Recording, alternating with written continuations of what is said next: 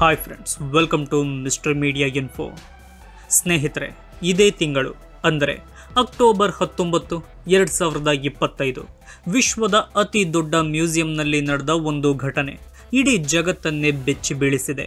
ನೀವು ಧೂಮ್ ಅಥವಾ ಮನಿ ಹೀಸ್ಟ್ ಸಿನಿಮಾಗಳನ್ನು ನೋಡಿರುತ್ತೀರಿ, ಆದರೆ ಆ ಸಿನಿಮಾಗಳಲ್ಲಿರೋದಕ್ಕಿಂತ ನಂಬಲು ಕಷ್ಟವಾಗುವ ಒಂದು ದರೋಡೆ ಫ್ರಾನ್ಸ್ನ ಪ್ಯಾರಿಸ್ನಲ್ಲಿ ನಡೆದಿದೆ. ಕೋಟ್ಯಾಂತರ ರೂಪಾಯಿ ಮೌಲ್ಯದ ವಜ್ರಗಳು ಮತ್ತು ಆಭರಣಗಳನ್ನು, ಅದು ಕೂಡ ವಿಶ್ವದ ಅತ್ಯಂತ ಸುರಕ್ಷಿತ ಆರ್ಟ್ ಪೀಸ್ ಆದ ಮೋನಾಲಿಸಾದ ಪಕ್ಕದಿಂದಲೇ ಕದ್ದಿದ್ದಾರೆ. ಹಗಲಿನಲ್ಲಿ ನೂರಾರು ಜನರ ಕಣ್ಮುಂದೆಯೇ ಕೇವಲ 7 ನಿಮಿಷಗಳಲ್ಲಿ ಈ ಕಳ್ಳರು ಆ ಆಪರೇಷನ್ ಹೇಗೆ ಮುಗಿಸ್ತಾರೆ? ಕಳ್ಳತನ ಆದ 4 ದಿನಗಳ ನಂತರವೂ ಪೊಲೀಸರು ಯಾಕೆ ಕಳ್ಳರನ್ನ ಹಿಡಿಯೋಕೆ ಸಾಧ್ಯವಾಗ್ತಿಲ್ಲ? ಹಾಗೆ ಈ ಕದ್ದ ಆಭರಣಗಳು ಒಂದು ಕಾಲದಲ್ಲಿ ಭಾರತ, ಶ್ರೀಲಂಕಾ ಮತ್ತು ಕೊಲಂಬಿಯಾದಿಂದ ಲೂಟಿ ಮಾಡಲ್ಪಟ್ಟ ವಸ್ತುಗಳು. ಈಗ ಅದೇ ಆಭರಣಗಳು ಮತ್ತೊಮ್ಮೆ ಕಳ್ಳತನ ಆಗಿವೆ. ಇದಕ್ಕಿರುವ ನ್ಯಾಯ ಏನು? ವಿಶ್ವದ ಅತ್ಯಂತ ಪ್ರಸಿದ್ಧ ಮ್ಯೂಸಿಯಂನ ಭದ್ರತಾ ವ್ಯವಸ್ಥೆಯಲ್ಲಿ ಇಷ್ಟೊಂದು ಲೋಪ ಇರೋಕೆ ಕಾರಣ ಏನು? ಈ ಎಲ್ಲ ರೋಚಕ ಪ್ರಶ್ನೆಗಳಿಗೆ ಉತ್ತರ ತಿಳಿದುಕೊಳ್ಳಲು ಈ ವಿಡಿಯೋವನ್ನು ತಪ್ಪದೆ ಕೊನೆಯವರೆಗೂ ನೋಡಿ.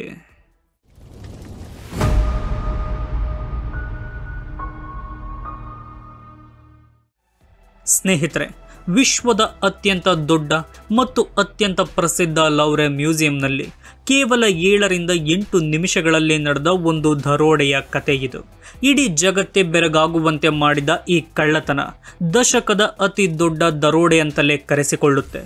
ಕೋಟ್ಯಾಂತರ ರೂಪಾಯಿ ಮೌಲ್ಯದ ಡೈಮಂಡ್ಸ್ ಮತ್ತು ಆಭರಣಗಳೊಂದಿಗೆ ಕಳ್ಳರು ಭದ್ರತಾ ವ್ಯವಸ್ಥೆಯ ಕಣ್ಮುಂದೆಯೇ ಹೋಗಿದ್ದಾರೆ ಎಂದರೆ ನೀವು ನಂಬ್ತೀರಾ?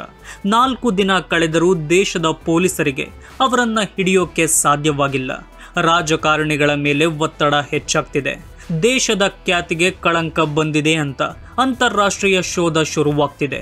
ಇಲ್ಲಿಯವರೆಗೂ ಕಳ್ಳರ ಮುಖಗಳ ಬಗ್ಗೆ ಪೊಲೀಸರ ಬಳಿ ಯಾವುದೇ ನಿಖರ ಮಾಹಿತಿ ಸಿಕ್ಕಿಲ್ಲ.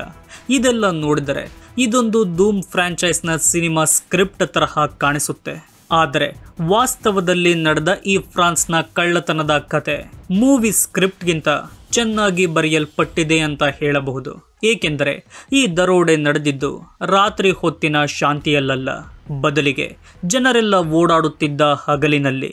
ನೂರಾರು ಜನ ಲೌವ್ರೆ ಮ್ಯೂಸಿಯಂನ ಒಳಗಡೆ ಇರುವಾಗಲೇ ಈ ಕೃತ್ಯ ನಡೆಯುತ್ತೆ. ಎಲ್ಲ ಕೆಲಸ ಕೇವಲ 7-8 ನಿಮಿಷಗಳಲ್ಲಿ ಮುಗಿದು ಹೋಗುತ್ತೆ. ಕಳ್ಳರು ಮ್ಯೂಸಿಯಂನ ಒಳಗೆ ಇದ್ದಿದ್ದು ಕೇವಲ ಕೆಲ ನಿಮಿಷಗಳು. $102 ಮಿಲಿಯನ್ ಮೌಲ್ಯದ ಹಾರ, ಕಿರೀಟ ಸೇರಿದಂತೆ ಒಟ್ಟು 8 ಅಮೂಲ್ಯ ಆಭರಣಗಳನ್ನು ಕಳ್ಳರು ಕದ್ದು ತಪ್ಪಿಸಿಕೊಳ್ತಾರೆ. ಒಂದು ಕಾಲದಲ್ಲಿ ಫ್ರಾನ್ಸ್ನ ರಾಣಿಯರು ಧರಿಸಿದ್ದ ಈ ಆಭರಣಗಳೊಂದಿಗೆ ಅವರು ಪರಾರಿಯಾಗ್ತಾರೆ. ವಿಶ್ವದ ಅತ್ಯಂತ ಪ್ರಸಿದ್ಧ ಮತ್ತು ಅತ್ಯಂತ ಸುರಕ್ಷಿತ ಚಿತ್ರವಾದ ಮೋನಾಲಿಸಾದಿಂದ ಕೇವಲ ಮೀಟರ್ಗಳ ದೂರದಲ್ಲಿ ಇದೆಲ್ಲ ಆಗುತ್ತೆ. ಈ ಕಳ್ಳತನದ ಪ್ರಮಾಣ ಎಷ್ಟು ಆಘಾತಕಾರಿ ಇದೆಯೋ ಅದರ ವಿವರಗಳು ಅದಕ್ಕಿಂತಲೂ ಆಘಾತಕಾರಿ. ಕಳ್ಳತನ ಮಾಡಿದ ರೀತಿ ನೋಡಿದರೆ ದೊಡ್ಡ ಬಾಲಿವುಡ್ ಹಾಗೂ ಹಾಲಿವುಡ್ ಸ್ಕ್ರಿಪ್ಟ್ಗಳನ್ನೇ ಫೇಲ್ ಮಾಡುತ್ತೆ.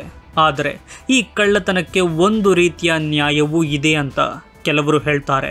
ಹಿಂದಿನ ಕಾಲದಲ್ಲಿ ಯುರೋಪಿಯನ್ ವ್ಯಕ್ತಿಗಳು ಕೊಲಂಬಿಯಾ, ಶ್ರೀಲಂಕಾ ಮತ್ತು ಭಾರತದಿಂದ ಈ ಅಮೂಲ್ಯ ವಜ್ರಗಳು ಮತ್ತು ಮುತ್ತುಗಳನ್ನು ಲೂಟಿ ಮಾಡಿ ಯುರೋಪ್ಗೆ ತಂದಿದ್ರು. ಈಗ ಅದೇ ಲೂಟಿಯಾದ ವಸ್ತುವನ್ನು ಮತ್ತೆ ಕದ್ದಿದ್ದಾರೆ. ಈ ಕದ್ದ ಕಲಾಕೃತಿಗಳ ಐತಿಹಾಸಿಕ ಮತ್ತು ಭಾರತೀಯರಿಗೆ ಸಂಬಂಧಿಸಿದ ಮೌಲ್ಯ ಏನು ಎನ್ನುವುದು ತುಂಬ ಮುಖ್ಯ. ಈ ದರೋಡೆಯ ಕತೆ ಕೇಳಿದ ಮೇಲೆ ವಿಶ್ವದ ಅತಿ ದೊಡ್ಡ ಮ್ಯೂಸಿಯಂನ ಭದ್ರತೆ ಎಷ್ಟು ದುರ್ಬಲವಾಗಿದೆ ಮತ್ತು ಕಳ್ಳರು ಹೇಗೆ ತಪ್ಪಿಸಿಕೊಂಡರು ಎನ್ನೋ ಕುತೂಹಲ ಕೂಡ ಸಹಜವಾಗಿ ಶುರುವಾಗುತ್ತೆ. ಈ ದರೋಡೆಗೆ ಎಷ್ಟು ತಿಂಗಳು ಅಥವಾ ವರ್ಷಗಳ ಯೋಜನೆ ಮಾಡಿದ್ರೋ ಗೊತ್ತಿಲ್ಲ. ಆದರೆ ಈ ಕಳ್ಳತನದ ತಕ್ಷಣದ ಕತೆ ಶುರುವಾಗಿದ್ದು ಅಕ್ಟೋಬರ್ 10ರಂದು. ಅಂದು ಪ್ಯಾರಿಸ್ನಿಂದ ಸುಮಾರು 20 ಕಿಲೋಮೀಟರ್ ದೂರದಲ್ಲಿ ಸರಕುಗಳನ್ನು ಲಿಫ್ಟ್ ಮಾಡಲು ಬಳಸುತ್ತಿದ್ದ ಒಂದು ಟ್ರಕ್ ಕಳ್ಳತನವಾಗುತ್ತೆ. ಆ ಸಮಯದಲ್ಲಿ ಯಾರು ಕೂಡ ಅದರ ಬಗ್ಗೆ ಹೆಚ್ಚು ಗಮನ ಕೊಡೋದಿಲ್ಲ. ಆದರೆ ಅದೇ ಟ್ರಕ್ನಿಂದ ಮ್ಯೂಸಿಯಂ ದರೋಡೆಯಾಗುತ್ತೆ ಎಂದು ಯಾರಿಗೂ ಗೊತ್ತಿರೋದಿಲ್ಲ. ಕಳ್ಳತನವಾದ 9 ದಿನಗಳ ನಂತರ ಅಕ್ಟೋಬರ್ 19 ಭಾನುವಾರ ಬೆಳಗ್ಗೆ 9:30ಕ್ಕೆ ಅದೇ ಟ್ರಕ್ ಲೌವ್ರೆ ಮ್ಯೂಸಿಯಂನ ಪಕ್ಕದ ಫುಟ್ಪಾತ್ನಲ್ಲಿ ನಿಲ್ಲಿಸಲಾಗುತ್ತೆ. ಮ್ಯೂಸಿಯಂ ಓಪನ್ ಮಾಡುವ ಸಮಯವಾಗಿರುತ್ತೆ. ಜನಸಂದಣಿ ಹೆಚ್ಚಾಗೋಕೆ ಶುರುವಾಗಿರುತ್ತೆ. ಸಮಯ ಬೆಳಗ್ಗೆ 9:30. ಟ್ರಕ್ ನಿಂತ ಮೇಲೆ ಪ್ರಪಂಚದಾದ್ಯಂತ ಪ್ರವಾಸಿಗರು ಮ್ಯೂಸಿಯಂಗೆ ಭೇಟಿ ನೀಡೋಕೆ ಬರ್ತಾ ಇರ್ತಾರೆ. ಈ ಟ್ರಕ್ ಮ್ಯೂಸಿಯಂನ ಮುಖ್ಯ ಎಂಟ್ರಿಯಲ್ಲಿ ನಿಲ್ಲದೆ ಒಂದು ಮೂಲೆಯಲ್ಲಿ ನಿಂತಿತ್ತು.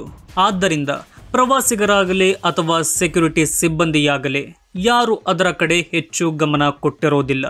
ಟ್ರಕ್ ನಿಂತ ಮೇಲೆ 3 ಪುರುಷರು ಅದರಿಂದ ಹೊರಗೆ ಬರ್ತಾರೆ. ಅವರು ವರ್ಕರ್ಗಳ ಜಾಕೆಟ್, ಮುಖ ಕಾಣದ ಹಾಗೆ ಕ್ಯಾಪ್ ಧರಿಸಿ ಆ ಮ್ಯೂಸಿಯಂನ ಕಡೆ ಬರ್ತಾರೆ. ಬಾಲ್ಕನಿಯಲ್ಲಿ ಏನೋ ಕ್ಲೀನಿಂಗ್ ಕೆಲಸ ನಡೀತಿದೆ, ಅದಕ್ಕೆ ಅವರು ಈ ರೀತಿ ಮಾಡುತ್ತಿದ್ದಾರೆ ಎಂದು ಸೆಕ್ಯೂರಿಟಿ ಅಂದುಕೊಳ್ತಾರೆ. ಏಕೆಂದರೆ ಪ್ಯಾರಿಸ್ ತರಹದ ನಗರಗಳಲ್ಲಿ ಈ ತರಹದ ದೃಶ್ಯಗಳು ಸಹಜ. ಆದರೆ ಮುಂದಿನ 1 ನಿಮಿಷದಲ್ಲಿ ಅವರಿಬ್ಬರು ಮಾಡಿದ ಕೆಲಸ ಇದು ಕ್ಲೀನಿಂಗ್ ಸ್ಟಾಫ್ ಅಲ್ಲ ಅನ್ನೋದನ್ನ ಸ್ಪಷ್ಟಪಡಿಸುತ್ತೆ. ಅವರು ಬೇರೇನೋ ಸ್ವಚ್ಛ ಮಾಡೋಕೆ ಅಲ್ಲಿಗೆ ಬಂದಿದ್ರು. ಬೆಳಿಗ್ಗೆ 9:34ಕ್ಕೆ 2 ಪುರುಷರು ಅಪೋಲೋ ಹಾಲ್ನ ದಕ್ಷಿಣ ತುದಿಯಲ್ಲಿದ್ದ ಗಾಜಿನ ಕಿಟಕಿಯನ್ನು ಕಟ್ ಮಾಡಲು ಶುರು ಮಾಡ್ತಾರೆ. ಅವರು ಆಂಗಲ್ ಗ್ರೈಂಡರ್ನಂತಹ ಪವರ್ ಟೂಲ್ಗಳನ್ನು ಬಳಸಿ ಕೇವಲ 1 ನಿಮಿಷದ ಒಳಗೆ ಬಹಳ ಬೇಗನೆ ಈ ಕೆಲಸ ಮುಗಿಸ್ತಾರೆ. 9:35ಕ್ಕೆ ಮತ್ತಿಬ್ಬರು ಕಳ್ಳರು ಮ್ಯೂಸಿಯಂನ ಒಳಗೆ ಎಂಟ್ರಿ ಕೊಡ್ತಾರೆ. ಈ ಅಪೋಲೋ ಹಾಲ್ ಲೌವ್ರೆ ಮ್ಯೂಸಿಯಂನ ದೊಡ್ಡ ಭಾಗ. ಇಲ್ಲಿಯೇ 19ನೇ ಶತಮಾನದ ಫ್ರೆಂಚ್ ರಾಜಮನೆತನದ ಆಭರಣಗಳನ್ನು ಪ್ರದರ್ಶನಕ್ಕೆ ಇಟ್ಟಿದ್ದು. ಕಳ್ಳರು ನಿಖರವಾಗಿ ಆಭರಣಗಳ ಮೇಲೆ ಕಣ್ಣಿಟ್ಟಿರುತ್ತಾರೆ. ಒಳಗೆ ಬಂದ ಮೇಲೆ ಅವರು ತಮ್ಮ ಆಂಗಲ್ ಗ್ರೈಂಡರ್ಗಳನ್ನು ಬಳಸಿ ಗಾಜಿನ ಪ್ರದರ್ಶನದ ಬಾಕ್ಸ್ಗಳನ್ನು ಕತ್ತರಿಸಿ ಅಮೂಲ್ಯವಾದ ಕಲಾಕೃತಿಗಳನ್ನು ಒಂದೊಂದಾಗಿ ಕದೀತಾ ಹೋಗ್ತಾರೆ. ಅದೇ ಟೈಮ್ನಲ್ಲಿ ಮ್ಯೂಸಿಯಂನಲ್ಲಿದ್ದ ಯಾವುದೇ ವೆಪನ್ ಇಲ್ಲದ ಭದ್ರತಾ ಸಿಬ್ಬಂದಿ ಮೊದಲು ಬಂದಿದ್ದ ಟೂರಿಸ್ಟ್ಗಳನ್ನು ಹೊರಗೆ ಕಳುಹಿಸೋಕೆ ಶುರು ಮಾಡ್ತಾನೆ. ಆಮೇಲೆ ಪೊಲೀಸರಿಗೆ ಮಾಹಿತಿ ಕೊಡ್ತಾನೆ.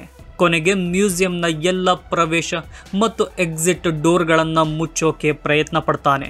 ಆದರೆ ಇದು ದೊಡ್ಡ ಅರಮನೆಯಾಗಿದ್ದರಿಂದ ಯಾವುದೇ ಮ್ಯಾಜಿಕಲ್ ಲಾಕ್ಡೌನ್ ವ್ಯವಸ್ಥೆ ಇರೋದಿಲ್ಲ. ಬೆಳಗ್ಗೆ 9:38ಕ್ಕೆ ಇಡೀ ಮ್ಯೂಸಿಯಂನ ಸಿಬ್ಬಂದಿ ಗಾಬರಿಯಾಗಿದ್ದಾಗ ಕಳ್ಳರು ಬಂದ ದಾರಿಯಲ್ಲೇ ಸುಲಭವಾಗಿ ಹೊರಗೆ ಓಡೋಗ್ತಾರೆ. ಅವರ ಪ್ಲಾನ್ ಎಷ್ಟು ನಿಖರವಾಗಿತ್ತೆಂದರೆ ಹೊರಗೆ ಹೋಗೋಕೆ ವಾಹನಗಳು ಕೂಡ ರೆಡಿ ಆಗಿದ್ದವು. ಅದು ಅವರು ಬಂದ ಟ್ರಕ್ ಅಲ್ಲ, ಕಾರ್ ಕೂಡ ಅಲ್ಲ, ಬದಲಿಗೆ 2 ಅತ್ಯಂತ ಪವರ್ಫುಲ್ ಯಮಹಾ ಟಿ-ಮ್ಯಾಕ್ಸ್ ಸ್ಕೂಟರ್ಗಳು. ಧೂಮ್ ಸಿನಿಮಾದಲ್ಲಿ ಇರೋ ಥರ ಅವರು 2 ವೀಲರ್ ವಾಹನವನ್ನು ಆರಿಸಿಕೊಂಡಿದ್ರು. ಈ ಸ್ಕೂಟರ್ಗಳು ಯುರೋಪ್ನಲ್ಲಿ ಕಳ್ಳತನದ ನಂತರ ಪರಾರಿಯಾಗೋಕೆ ತುಂಬ ಫೇಮಸ್. ಈ 7-8 ನಿಮಿಷಗಳ ಆಪರೇಷನ್ನಲ್ಲಿ ಮಿಲಿಟರಿಗಿಂತಲೂ ಹೆಚ್ಚಿನ ನಿಖರತೆಯನ್ನು ನಾವು ನೋಡಬಹುದು. ಹೊರಗೆ ಹೋಗೋ ಆತುರದಲ್ಲಿ ಕಳ್ಳರು ಹಳದಿ ಜಾಕೆಟ್, ಡಿಸ್ಕ್ ಕಟರ್ ಮತ್ತು ಅವರ ಟ್ರಕ್ಕನ್ನು ಅಲ್ಲಿಯೇ ಬಿಟ್ಟೋಗ್ತಾರೆ. ಆರಂಭಿಕ ವರದಿಗಳ ಪ್ರಕಾರ ಅವರು ಟ್ರಕ್ಕನ್ನು ಸುಡೋಕೆ ಪ್ಲಾನ್ ಮಾಡಿದ್ದರಂತೆ. ಆದರೆ ಭದ್ರತಾ ಸಿಬ್ಬಂದಿ ಅವರನ್ನು ಹಿಡಿಯೋಕೆ ಪ್ರಯತ್ನ ಪಟ್ಟ ಕಾರಣ ಹಾಗೆ ಮಾಡೋಕೆ ಆಗಲಿಲ್ಲ. ಆದರೆ ಆ ಹೊತ್ತಿಗೆ ಆ 4 ಜನ 2 ಸ್ಕೂಟರ್ಗಳಲ್ಲಿ ಪರಾರಿಯಾಗಿದ್ದರು. ಈಗ ಟ್ರಕ್ ಮತ್ತು ಟೂಲ್ಗಳಿಂದ ಯಾವ DNA ಪುರಾವೆಗಳು ಸಿಗುತ್ತೆ ಅನ್ನೋದನ್ನು ನೋಡಬೇಕು. ಕಳ್ಳರು ತಮ್ಮೊಂದಿಗೆ ತೆಗೆದುಕೊಂಡು ಹೋಗೋಕೆ ಸಾಧ್ಯವಾಗದ ಆಭರಣಗಳಲ್ಲಿ ರಾಣಿ ಹಾರ್ಟೆನ್ಸ್ನ ನೀಲಮಣಿ ಸೆಟ್ ಮತ್ತು ಸಾಮ್ರಾಜ್ಞಿ ಯುಜೇನಿಯ ಮುತ್ತುಗಳ ಕಿರೀಟ ಮುಖ್ಯವಾದವು. ವಿಶೇಷ ಅಂದರೆ ಈ ಯುಜೇನಿಯಾಗೆ ಸೇರಿದ್ದ ವಜ್ರಗಳನ್ನು ಭಾರತದಿಂದ ಪಡೆದಿದ್ರು ಅಂತ ಹೇಳಲಾಗುತ್ತೆ. ಕಳ್ಳರು ಬಿಟ್ಟು ಹೋದ ಸಾಮ್ರಾಜ್ಞಿ ಯುಜೇನಿಯ ಇನ್ನೊಂದು ಕಿರೀಟ ಹಾನಿಗೊಳಗಾದ ಸ್ಥಿತಿಯಲ್ಲಿ ಮರು ಪಡೆಯಲಾಗಿದೆ. ಈ ಆಭರಣಗಳು ಕೇವಲ ದುಬಾರಿ ಮಾತ್ರ ಅಲ್ಲ, ಅವುಗಳ ಐತಿಹಾಸಿಕ ಮೌಲ್ಯ ಅಪಾರ. ಆದರೆ ಈ ವಸ್ತುಗಳು ಹಿಂದಿನ ಕಾಲದಲ್ಲಿ ಭಾರತ, ಶ್ರೀಲಂಕಾ ಮತ್ತು ಕೊಲಂಬಿಯಾದಿಂದ ಲೂಟಿ ಮಾಡಿದ ವಸ್ತುಗಳು. ಫ್ರಾನ್ಸ್ನಂತಹ ಯುರೋಪಿಯನ್ಸ್ ಶತಮಾನಗಳಿಂದ ನಮ್ಮ ದೇಶದಲ್ಲಿ ಕಳೆಯುತ್ತಾ ಲೂಟಿ ಮಾಡುತ್ತಾ ಬಂದಿದ್ದಾರೆ. ಕೊಹಿನೂರ್ ವಜ್ರ, ಮಹಾರಾಜ ರಣಜಿತ್ ಸಿಂಗ್ ಅವರ ಚಿನ್ನದ ಸಿಂಹಾಸನ, ಸುಲ್ತಾನ್ಗಂಜ್ನ ಬುದ್ಧನ ಪ್ರತಿಮೆ, ಅಮರಾವತಿ ಮಾರ್ಬಲ್ಸ್ ಇವೆಲ್ಲ ನಮ್ಮ ದೇಶದಿಂದ ಲೂಟಿಯಾದ ವಸ್ತುಗಳೇ. ಒಮ್ಮೆ ಕದ್ದ ಸರಕುಗಳೇ ಮತ್ತೆ ಕಳ್ಳತನ ಆಗಿದೆ. ಅದಕ್ಕಾಗಿ ನಾವು ಹೆಚ್ಚು ದುಃಖ ಪಡುತ್ತಾ ಇಲ್ಲ. ಕಳ್ಳರು ಈ ಆಭರಣಗಳನ್ನು ನಮಗೆ ವಾಪಸ್ ಕೊಟ್ಟರೆ ನಮಗೆ ಖುಷಿಯಾಗುತ್ತೆ. ಆದರೆ ವಿಶ್ವದ ಅತಿ ದೊಡ್ಡ ಮ್ಯೂಸಿಯಂನ ಭದ್ರತೆ ಹೇಗೆ ದುರ್ಬಲವಾಯಿತು ಅನ್ನೋ ಪ್ರಶ್ನೆ ನಮಗೆ ಮೂಡುತ್ತೆ. ಮ್ಯೂಸಿಯಂನ ಭದ್ರತಾ ಮುಖ್ಯಸ್ಥರು ಭದ್ರತಾ ವ್ಯವಸ್ಥೆ ತುಂಬ ಹಳೆಯದಾಗಿತ್ತು ಮತ್ತು ಅವರಲ್ಲಿ ನಿರ್ಲಕ್ಷ್ಯ ಇತ್ತು ಎಂದು ಒಪ್ಪಿಕೊಂಡಿದ್ದಾರೆ. ಕಳ್ಳರು ಪ್ರವೇಶಿಸಿದ ಸ್ಥಳದಲ್ಲಿ ಇದ್ದ ಒಂದೇ ಒಂದು ಕ್ಯಾಮ್ರಾ ಕೂಡ ಬೇರೆ ಕಡೆ ತಿರುಗಿತ್ತು. ಹೀಗಾಗಿಯೇ ಕಳ್ಳರ ಗುರುತು ಪತ್ತೆಯಾಗಿಲ್ಲ. ಈಗ 100ಕ್ಕೂ ಹೆಚ್ಚು ಡಿಟೆಕ್ಟಿವ್ಗಳು ಕಳ್ಳರನ್ನ ಹುಡುಕುತ್ತಾ ಇದ್ದಾರೆ. ಮ್ಯೂಸಿಯಂನ ಡೈರೆಕ್ಟರ್ ರಾಜೀನಾಮೆ ಕೊಟ್ಟಿದ್ದಾರೆ, ಆದರೆ ಅದು ಇನ್ನೂ ಒಪ್ಪಿಗೆಯಾಗಿಲ್ಲ. ಈ ಬಾರಿ ಕದ್ದಿರೋದು ಆಭರಣಗಳು. ತಜ್ಞರ ಪ್ರಕಾರ ಕಳ್ಳರು ಅವುಗಳನ್ನು ಮುರಿದು ವಜ್ರಗಳನ್ನು ರೀಕಟ್ ಮಾಡಿ ಮಾರಾಟ ಮಾಡೋ ಸಾಧ್ಯತೆ ಹೆಚ್ಚು. ಹೀಗಾಗಿ ಅವುಗಳನ್ನು ಸಂಪೂರ್ಣವಾಗಿ ಮರುಪಡೆಯೋ ಸಾಧ್ಯತೆ ತುಂಬ ಕಡಿಮೆ ಅಂತ ಹೇಳಲಾಗುತ್ತೆ. ಇದು ಕೇವಲ ಪೇಂಟಿಂಗ್ ಆಗಿದ್ರೆ ಬೇಗ ಸಿಗುತ್ತಿತ್ತು, ಆದರೆ ಆಭರಣಗಳ ಜೊತೆ ಏನನ್ನು ಹೇಳೋಕೆ ಆಗೋದಿಲ್ಲ. ಫ್ರೆಂಚ್ ಪೊಲೀಸರು ಭರವಸೆ ಕಳೆದುಕೊಳ್ಳುತ್ತಿರುವಂತೆ ಕಾಣ್ತಿದೆ. ಆದರೂ ಕಳ್ಳರನ್ನ ಹಿಡಿಯಲೇಬೇಕು, ಫ್ರಾನ್ಸ್ನ ಗೌರವವನ್ನ ಪುನಃಸ್ಥಾಪಿಸಲೇಬೇಕು ಅಂತ ಎಲ್ಲರ ಗಮನ ಈಗ ಕಳ್ಳರ ಮೇಲಿದೆ. ಒಂದು ಕಡೆ ಕದ್ದ ವಸ್ತುಗಳು ಮತ್ತೆ ಕಳ್ಳತನ ಆಗಿದೆ. ಇದರಲ್ಲಿ ಭಾರತಕ್ಕೆ ಸ್ವಲ್ಪ ಮಟ್ಟಿಗೆ ನ್ಯಾಯ ಸಿಕ್ಕಿದೆ ಎನ್ನೋದು ನನ್ನ ಅಭಿಪ್ರಾಯ. ನೀವೇನಂತೀರಾ? ಕಮೆಂಟ್ ಮೂಲಕ ತಿಳಿಸಿ. ಇದೇ ರೀತಿಯ ಹೆಚ್ಚು ವಿಡಿಯೋಗಳಿಗಾಗಿ ನಮ್ಮ ಚಾನಲ್ ಅನ್ನು ಸಬ್ಸ್ಕ್ರೈಬ್ ಮಾಡಿಕೊಳ್ಳಿ. ವಿಡಿಯೋ ನೋಡಿದ್ದಕ್ಕೆ ಧನ್ಯವಾದಗಳು.